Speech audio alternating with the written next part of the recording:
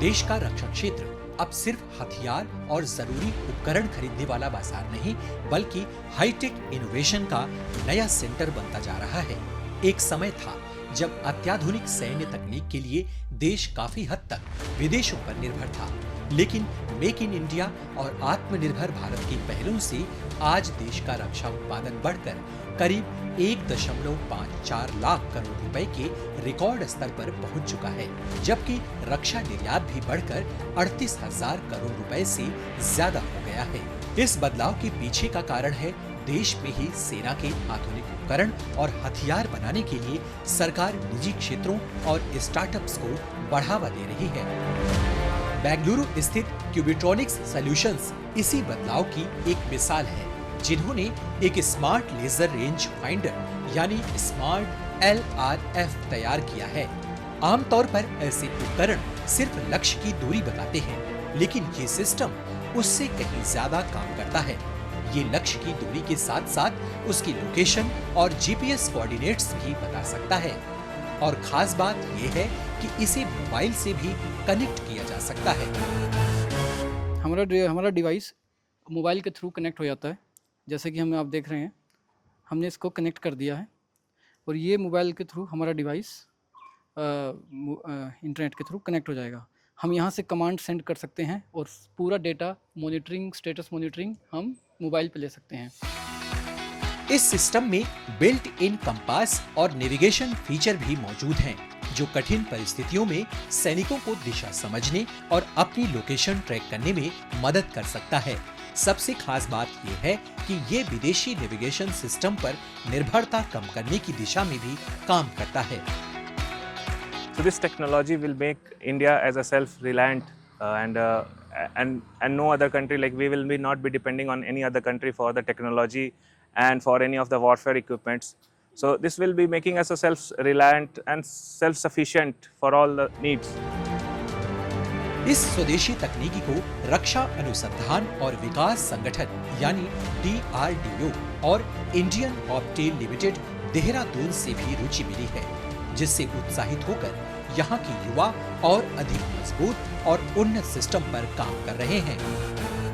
यहाँ पे हम जो इलेक्ट्रो ऑप्टिक्स में काम कर रहे हैं, इसका जो एप्लीकेशन है वो डिफेंस के अंदर और इंडस्ट्री में और स्मार्ट सिटी और कहीं अन्य फील्ड्स में है। अभी क्योंकि भारत सरकार इस टाइम पे पब्लिक प्राइवेट पार्टनरशिप पे बहुत जोर दे रही है। इसी क्रम में अब ऐसी तकनीकों पर भी काम हो रहा है जो भविष्य के सुरक्षित सैन्य संचार नेटवर्क को पूरी तरह बदल सकती है। बेंगलुरु का डीप टेक स्टार्टअप कॉस्मिक देश का पहला स्वदेशी ऑप्टिकल स्पेस कम्युनिकेशन इंफ्रास्ट्रक्चर तैयार कर रहा है। आसान भाषा में कहें तो ये लेजर के जरिए डेटा भेजने की ऐसी तकनीक है जो पारंपरिक रेडियो सिस्टम से कई गुना ज्यादा तेज मानी जाती है। आज सैटेलाइट्स भारी मात्रा में डेटा इकट्ठा करते हैं, लेकिन मौजूदा सिस्टम उस डेटा को उतनी तेजी से ट्रांसफर नहीं कर पाते। ऐसे में काफी जानकारी देर से पहुंचती है। यहाँ इसी समस्या का समाधान तैयार हो रहा है। फास्ट स्टीयरिंग मिरर एक ऐसा टाइप का मिरर है जो हमें एबिलिटी देता है कि हम लाइट को सबसे ज़्यादा लेवल तक हम कंट्रोल कर पाएं इन टर्म्स ऑफ रिफ्लेक्शन। और इसका एंगल हम आपके बाल से भी छोटे लेवल तक हम इसकी एंगल और इसकी रिफ्लेक्शन कंट्रोल कर सकते हैं। इस तकनीक की सबसे बड़ी खासियत इसकी सुरक्षा है। लेजर बीम बेहद सक्रिय होती है, इसलिए इसे बीच में रोकना या जाम करना काफी मुश्किल माना जाता है। यानी आने वाले समय में सेना के लिए तेज, सुरक्षित और हाई स्पीड कम्युनिकेशन संभव हो सकेगा। हम जो नॉर्मली लोड करते हैं या रीड करते हैं वो हम डिग्री में करते हैं।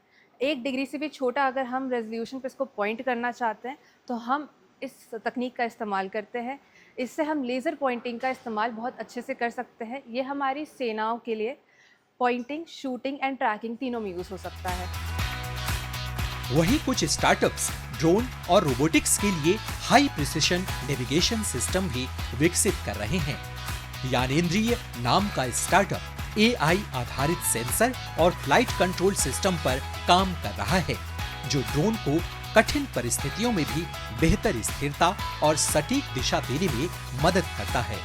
इन तकनीकों का इस्तेमाल सिर्फ रक्षा क्षेत्र में ही नहीं, बल्कि स्मार्ट खेती, इंडस्ट्रियल ऑटोमेशन और सर्विलांस सिस्टम में भी बढ़ रहा है।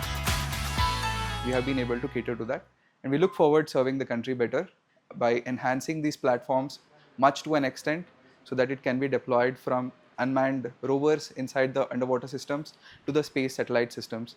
Building that navigation stack is our goal, and we look forward building that. Smart sensor हो, लेजर कम्युनिकेशन हो या AI आधारित नेविगेशन सिस्टम, भारत के युवा इनोवेटर्स अब सिर्फ नई तकनीक नहीं बना रहे, बल्कि देश को तकनीकी रूप से आत्मनिर्भर बनाने में भी बड़ी भूमिका निभा रहे हैं।